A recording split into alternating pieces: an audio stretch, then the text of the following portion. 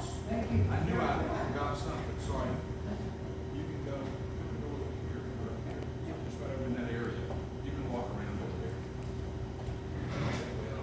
All right, so just for the sake of context, in the competition, we were asked to speak about our responsibility as citizens to our Constitution. So I titled my speech, "The Foundation of Our Country."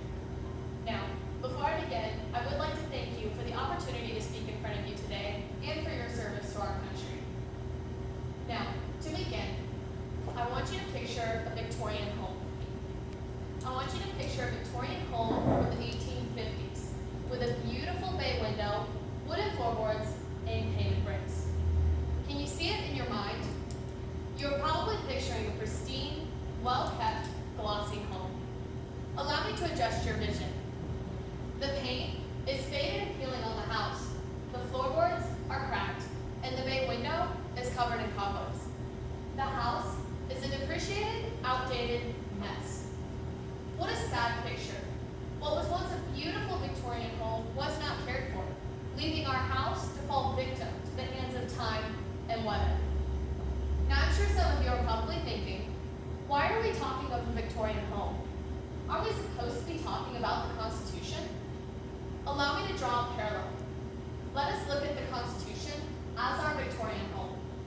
It is a gorgeous and majestic object, but if not cared for, it will fall into disarray.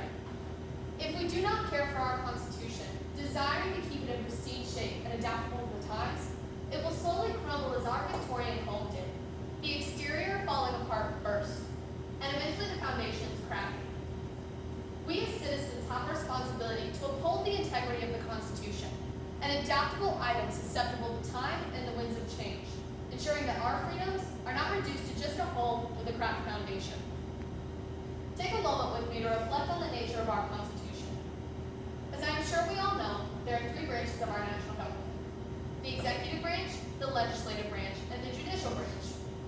Our government was designed so that each branch balances out the power of the other branches. This is the nature of our government. But what drives our government? The driving force of our government is our Constitution. Our Constitution has outlined the structure of our government since its ratification in 1788. However, it has also drastically changed from 1788 to today. There have been 27 amendments to our Constitution since its implementation. We cannot argue the fact that our Constitution has room to be interpreted and changed. The duty to interpret the Constitution falls to the Supreme Court. So we see that a lot of power rests in the hands of our government because of our Constitution's ability to be interpreted. So what power then do we as citizens have to affect our interpretable Constitution? Before I continue, I looked it up. Yes, interpretable is a word. Now, to see what citizens can do, let us look at the Civil Rights Movement. On May 18, 1896, in Plessy v. Ferguson, the Supreme Court declared the separate but equal ideal constitutional under interpretation of the 14th Amendment. Appalled by the decision, and by numerous other injustices, hundreds of thousands of Americans rallied together against the injustice over a period of almost 60 years. They cried out against segregation, believing it to be an unrighteous interpretation of the Declaration of Independence, which declares all men equal, and the Constitution, which declares all a right to equal protection of the laws under Section 1 of the 14th Amendment. Due to the citizens' diligent defense of the integrity of the Constitution, Plessy v. Ferguson was overturned by Brown v. Board of Education on May 17, 1954. This is just one example of how citizens have defended our Constitution in the past. Allow me to provide one more example. The other day, my father asked me if I'd eaten the last donut that morning. Now, I knew I had ate the last donut, but I was not about to tell him. So, I pled the fifth. This is a silly example of our Fifth Amendment right to not self-incriminate under due process of law. I know. The reason I lead with this example is to point out that in my generation, the right to not self-incriminate has become a guarantee, even a silly phrase used in daily life. However, things were not always this way. Less than 50 years ago, the Fifth Amendment of our Constitution was being interpreted incorrectly. For clarification, there are a lot of rights that come with our Fifth Amendment. The one I'll be referencing says no person shall be compelled in any criminal case to be witnessed against himself, not be deprived of life, limb, or property, early and mid-1900s, it was daily life that citizens were being deprived of due process. However, one individual fought back. In 1963, Ernesto Miranda was arrested under circumstantial evidence for kidnapping and rape in Arizona. After his arrest, he had been told he had been positively identified in a lineup, a lie, and was interrogated for 2 hours without being informed of his rights. He could not afford an attorney, an issue already resolved in the past in the case of Gideon versus Wainwright.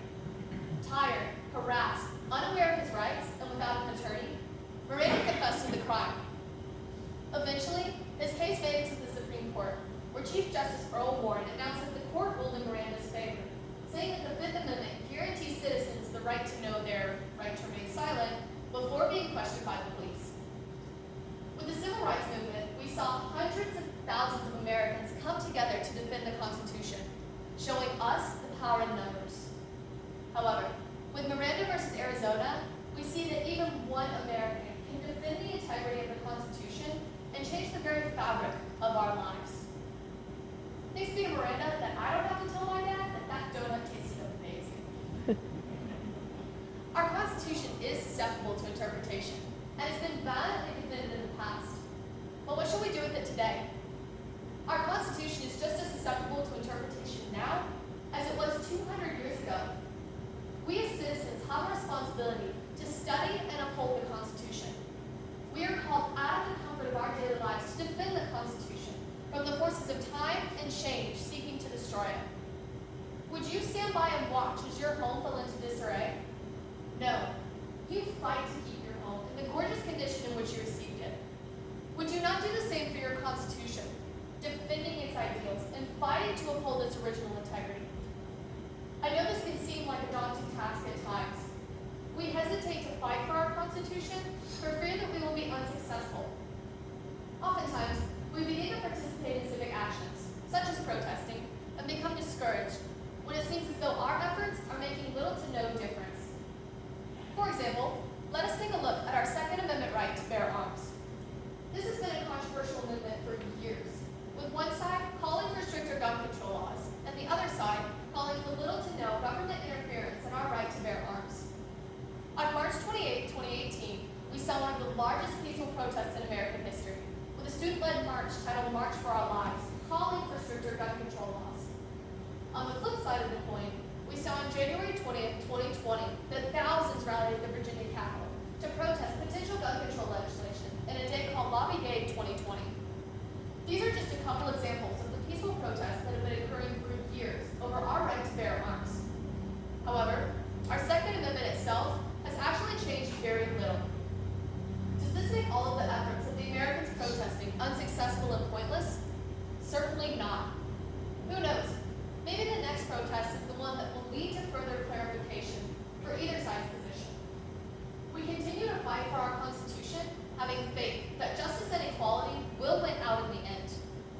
So, even if you are fearful, I implore you to continue the centuries-old fight.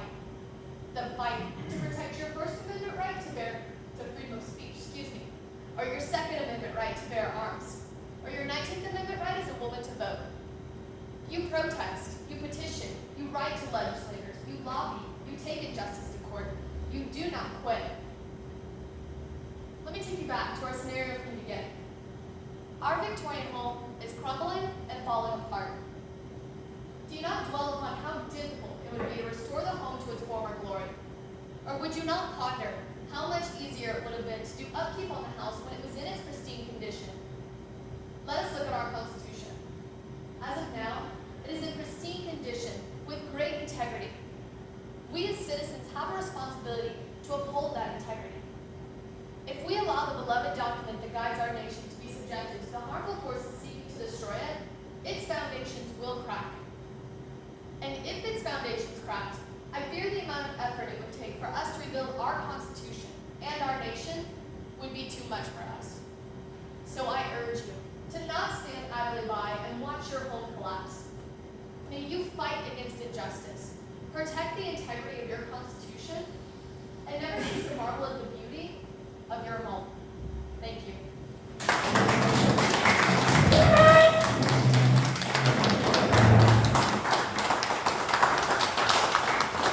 Okay,